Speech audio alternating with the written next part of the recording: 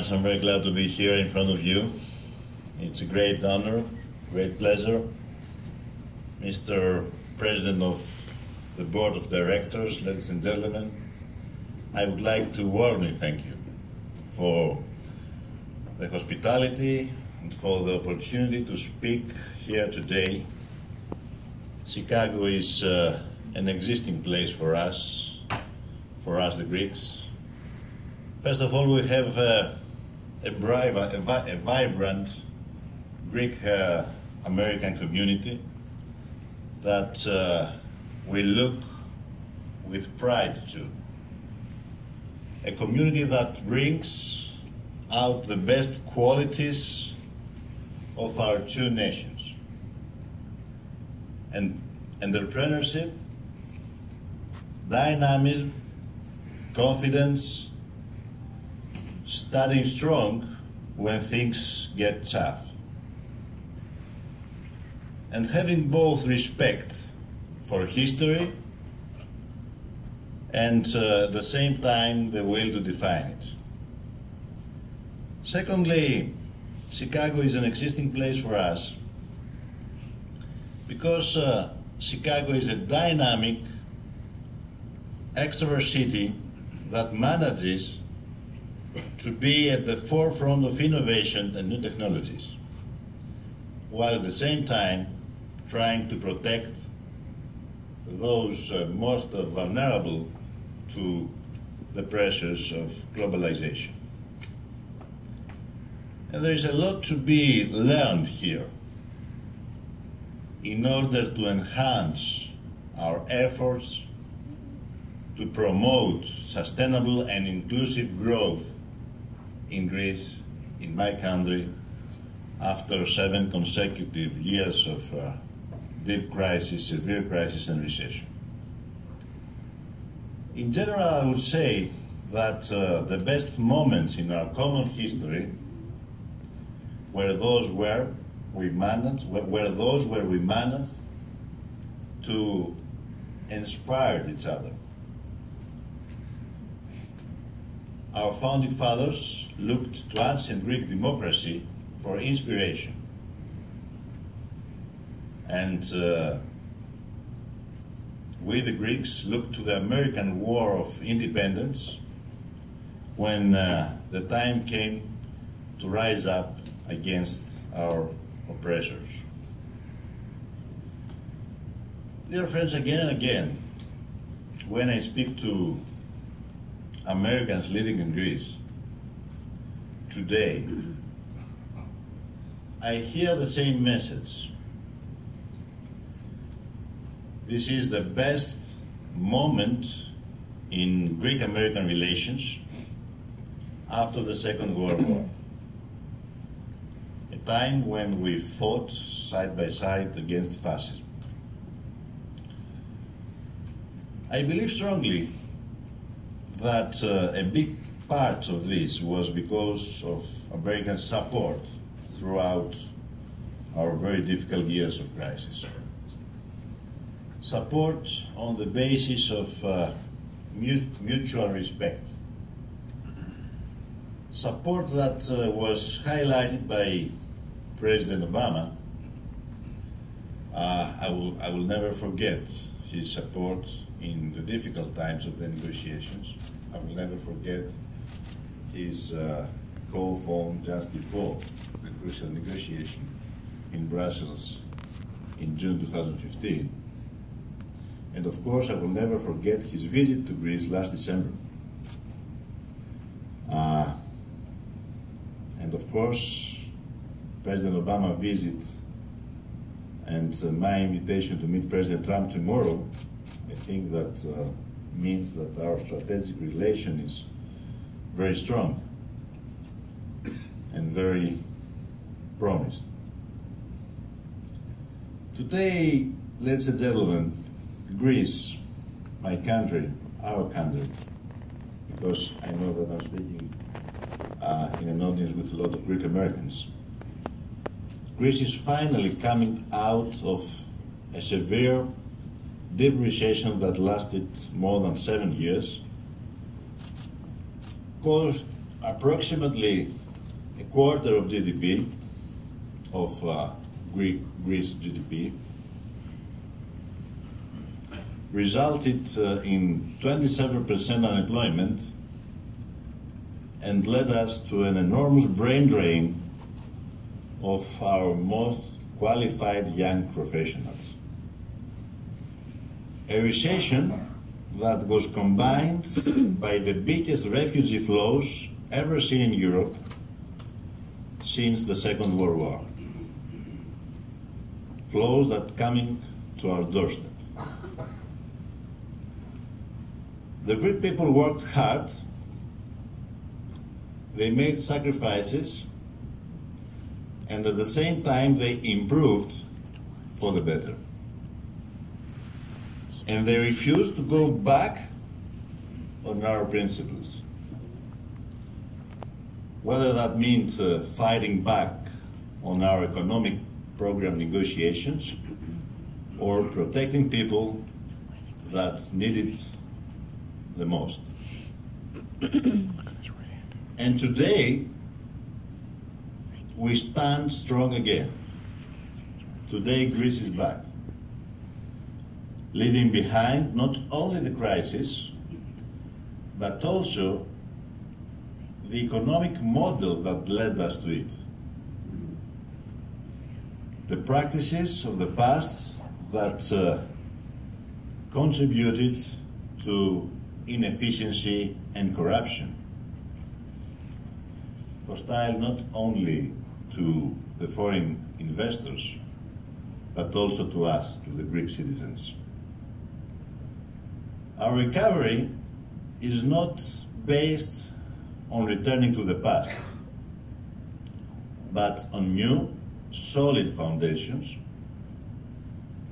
And let me introduce some figures to explain to you better the situation now in Greece. The economy has grown for 2 consecutive semesters, and the forecast of growth for 2017 is approximately 2% of GDP, and 2.6% was the last forecast of IMF for 2018. We managed to outperform the targets of primary surpluses in the last 2 years, and this trend will continue this year as well. We have already the first successful attempt to refinance our debt through the capital markets, and we build our reputation day by day. The industrial production index is up 6% in the first half of 2017 compared to 2016. Investments are up 11.2% for the first quarter of 2017. Exports are up in the first 8 months of 2017, and let me just add that Greece has nearly doubled the exports of the US than vice versa. Tourism has increased by 5 million in the last 3 years and expected to reach 35 million tourists in 2021, and in 2017, that summer, we had the record of more than 30 million tourists in Greece. Most importantly, the unemployment rate has decreased 5.4% between 14-17 and will be down 7.4% by next year. And of course, ladies and gentlemen, all this did not happen by accident. We applied a very demanding package of reforms, over 400 actions of difficult, but some of them very necessary structural reforms in our tax system, product markets, judicial system, health and social care, energy sector, as well as the business environment. And we made sure legislation was enforced, because we believe that only the good application of a good legislation can remedy a situation. Our goal is to move ahead with a new sustainable growth model that gives priority to innovation, is export-oriented, investment-friendly, and makes full utilization of our highly skilled human capital, and first of all, is socially just. But in that point, let me highlight some of the reforms that could make this goal possible. The 2016 Investment Incentives Law, which aims to generate more than $13 billion in private investments by 2023 by providing incentives and predictability to the private sector, including through a stable corporate income tax rate for 12 years.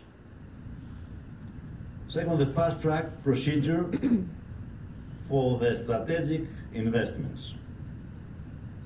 The high absorption of EU structural funds in the period 14-20, where Greece ranks first in the EU co-financed investment projects for the first time in our history. Fourth, the cooperation with international financial institutions in order to increase liquidity and ease investment financing. Fifth, the creation of a new state development bank. We are looking forward to start its function in spring 2018. Sixth, the acceleration of the investment agenda through the establishment of the Hellenic Corporation of Assets and Participation. Seven, further ease of investment licensing procedures in cooperation with the World Bank. 8, solid steps to strengthen the Greek banking system, which was recently recapitalized and is now highly performing in terms of capital adequacy. 9, the promotion of a strategy on fighting unemployment. And 10, the reform to combat bureaucracy with full digitalization of the public administration. And our goal is very soon digital communication to be the main means of communication with the public administration. Ladies and gentlemen, dear friends, this effort in the economy constitutes a solid basis for our broader goal of enhancing our role as an economic hub and as a pillar of stability and security in our broader region. And this is exactly where the future of the Greek-American strategic relationships lies. It is not only diplomatic, not only economic. It is a relationship of great geostrategic importance, given the location of Greece at the crossroads of 3 continents, as well as the growing instability in our region. First of all, Greece is the only country that has promoted a comprehensive, active diplomatic agenda for stability and cooperation in one of the most important but also unstable regions in the world. It is a long-time EU and NATO member, and one of the few that fulfills its obligations in terms of military expenditure and international anti-terrorism operations. Greece promotes a strong defense cooperation with the United States, including in the crucial base of Souda Bay in Crete, through valuable and reliable air and naval facilities.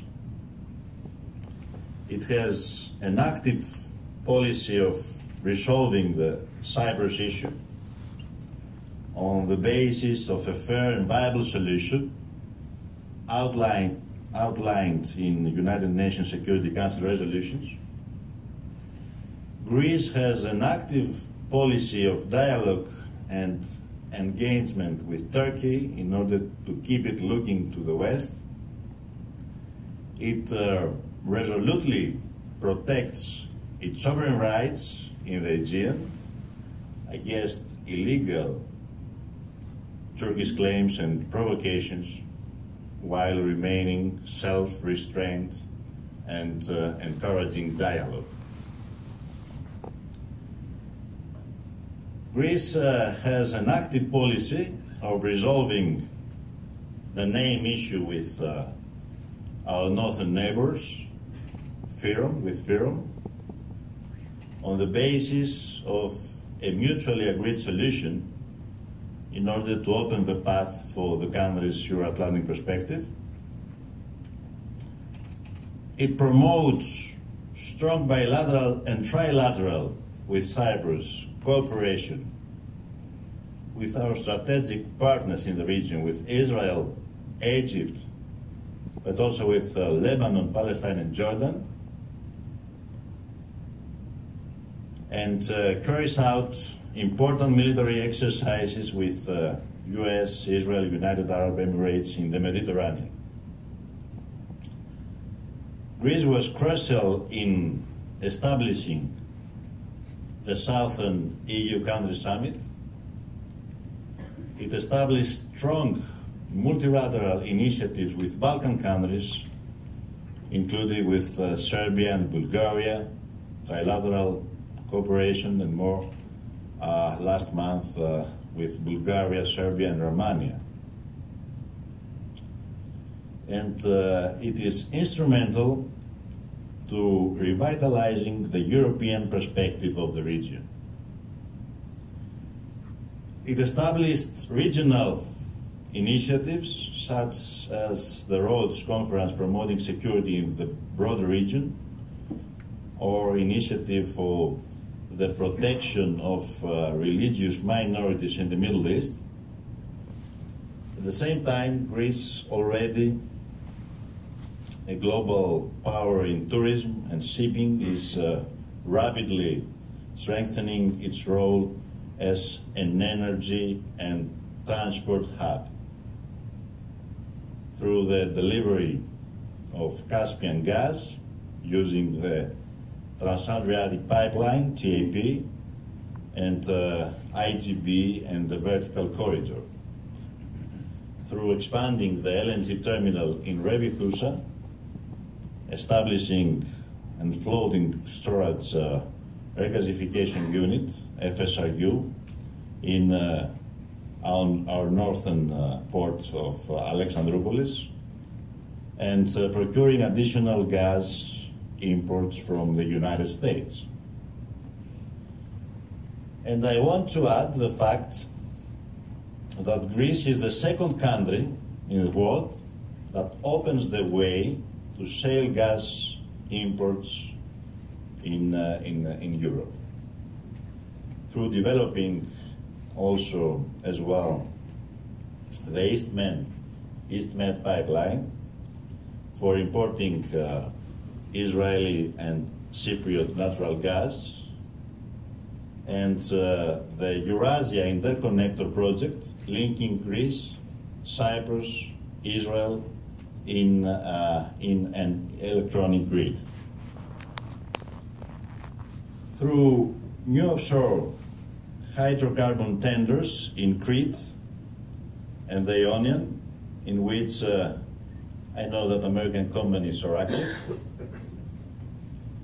through talks with Turkey on a new gas pipeline, through following the successful privatization of the ports of Piraeus and Thessaloniki with a view to developing them into regional logistic hubs connected to road and railroad networks, through expanding high-speed railway connections all through the Balkans, as well the Danube and Black Sea regions. Dear friends, ladies and gentlemen, I believe strongly that this is the moment for further enhancing the Greek-American strategic partnership looking to the future. And this cooperation must focus on three fields. First, it must focus on American investments in Greece, particularly in the fields of tourism and real estate, in the field of energy, infrastructure, new technology and innovation, agribusiness, and also in the financial sector. This includes important joint ventures in third countries, like the one General Electric recently concluded in Libya together with a Greek company. And there is a profound symbolism in the fact that next September, when after 8 consecutive years the adjustment programs will be over, the United States will be the guest country at the Trade Expo at Thessaloniki International Fair. This should be and will be the landmark of the Greek-US economic and strategic partnership. If this is the first, the one field of cooperation, the second field, it could be the recognition from the American side that Greece can only remain the regional pillar of stability and security if its most fundamental security concerns in the Aegean and the Mediterranean, the Eastern Mediterranean, are met. Either on the level of diplomacy or military procurement, or both. As you may suppose, I prefer the first rather than the other two. Dear friends, I want to underline, I want you to know that we Greeks we are a friendly country. We are a country and people that were fighting for our principles and values, and we are a force of peace and stability and friendship. I want to inform you that I was the first Prime Minister that visited Turkey 3 times in less than a year, at an extremely difficult time for our bilateral relations. And this because I believe strongly in retaining Turkey's European perspective. Nevertheless, I refuse to believe that our peoples can have a healthy future when tens of Turkish aircraft violate Greek national airspace on a daily basis and risks accidents because of increased dogfights in Aegean. And I refuse to believe that the people of a united Republic of Cyprus can have a future in this day and age if their security is guaranteed by a third country with the permanent right of military intervention. So, with these thoughts, I don't want to speak more because I think that maybe it's more interesting to exchange thoughts and views. With these thoughts in mind, I once again want to thank you for this opportunity, and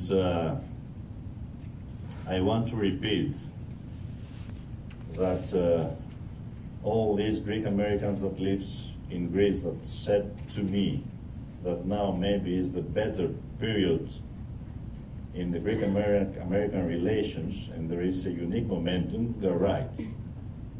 It is a unique momentum. But after 2 days in Sikago, I'm more confident that the Greek-American community could do more to help Greece. Because we need their help. As crucial was the support of US during the difficult times of the crisis, the same crucial is now the support in order to overcome the crisis forever, once and forever. And I believe that we are in a unique momentum and that we have to take advantage of it. My official visit in the US gives this message, the message that Greece is back and the message that Greece could be strong again and plays a crucial role in order to protect our common values in a very sensitive region in the world. Thank you very much.